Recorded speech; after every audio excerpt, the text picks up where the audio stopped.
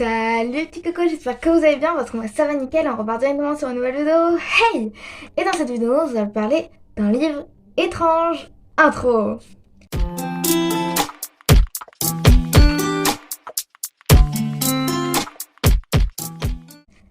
Ok, donc dans ce livre, déjà je vous présente la couverture toute mimi, hein. Voilà. Première question, le titre, ce sera La nuit où les étoiles se sont éteintes. Pas très joyeux, mais t'inquiète. Les auteurs, parce qu'il y en a plusieurs, il y en a deux, c'est deux filles. Il y a Nin Gorman et Marie Halhino. Désolée si j'ai mal prononcé ton nom. La quatrième page de couverture, c'est parti. J'aimerais lui rétroquer que les étoiles s'éteignent et que quand c'est le cas, elles détruisent tout sur leur passage. J'aimerais lui dire que, parfois, c'est comme ça que je me sens, comme une supernova sur le point de se transformer en trou noir. Depuis que sa mère est en prison, Finn pense ne jamais pouvoir remonter la pente. Il se laisse sombrer et tente de s'oublier dans les bras des filles. Mais la vie prend parfois des tournures inattendues.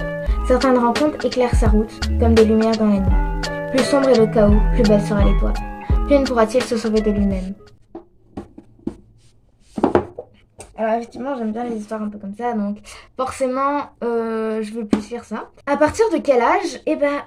Pour le livre, c'est écrit que c'est à partir de 16 ans. Et pour moi, ce serait tout aussi 16 ans, car ce livre exprime une dure réalité, un passé douloureux, et va mettre sur le tapis des sujets tels que drogue, alcool, suicide ou encore la LGBT-phobie.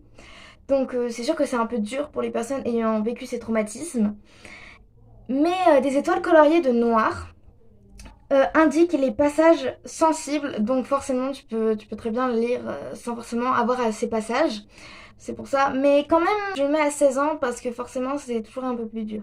Et la résonance des auteurs serait plus de la tristesse, de la colère, de l'idiotie aussi et du dégoût.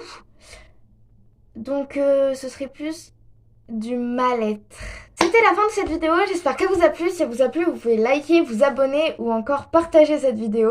Vous pouvez la commenter si les commentaires sont activés. S'ils sont désactivés, je suis désolée. Et on se retrouve pour une nouvelle vidéo. À bientôt, je vous aime les petits cocos.